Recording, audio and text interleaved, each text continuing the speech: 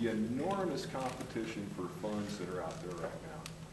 The school district general fund budget is about 25% higher than the general fund budget for the entire city of Lake Oswego right now. And as you know, I sit on the budget committee for the city, and there is enormous competition for those city funds right now. In fact, there are going to be some changes that are going to be significant or insignificant depending upon how you look at it. How are you going to go out to the voters and fund some of these efforts, given that, for instance, in 90 days, we're going to go out for a $110 million bond just for our water project alone. And then there are probably, well, at least 50 million in additional city things that need to be done that have been delayed over time. How are you going to handle that in this community right now? I'll go first. Well, first of all, I don't think we can do it right now. I think we need to enter into a research process where we gather, where we learn more about the perceptions. I've been hearing the similar concerns that Karen raised about our history around construction. I think new leadership is a first step to sort of hitting the refresh button on the vision for our district and where it's headed, and then entering into a survey and a community conversation and finding out what the hot buttons are, what the issues are that we need to address, what the perception challenges are. And it's not going to be a quick process. I think if we're going to set it up for success, it's going to take years to get there. But I think we have a lot of work to do if we want to pass a successful bond. That question resonates with me so well because of my parents. Here my parents are paying for essential city services that they need, and yet our school district keeps asking the city for handouts.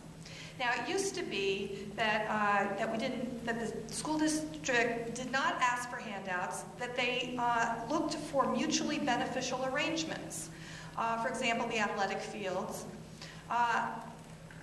And I think that is a plus, a win-win for both the school district and the city when they can jointly provide services that's a community benefit. So, as I said, the athletic fields, the pool, for example, and we need to look for more of those type of arrangements. A joint research library would be a really interesting road to go down.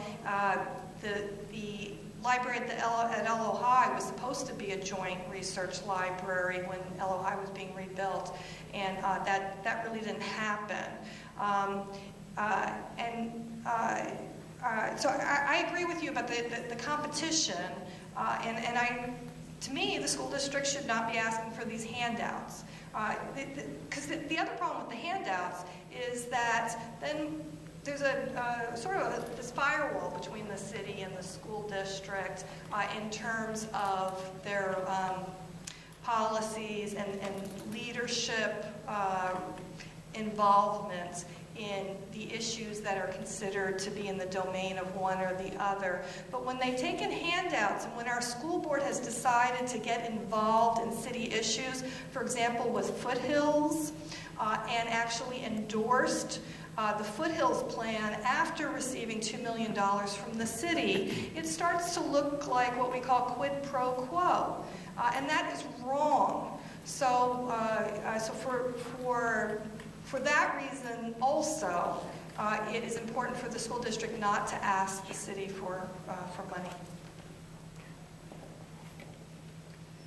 And I think there needs to be a division between the city of Lake Oswego and the Lake Oswego School District.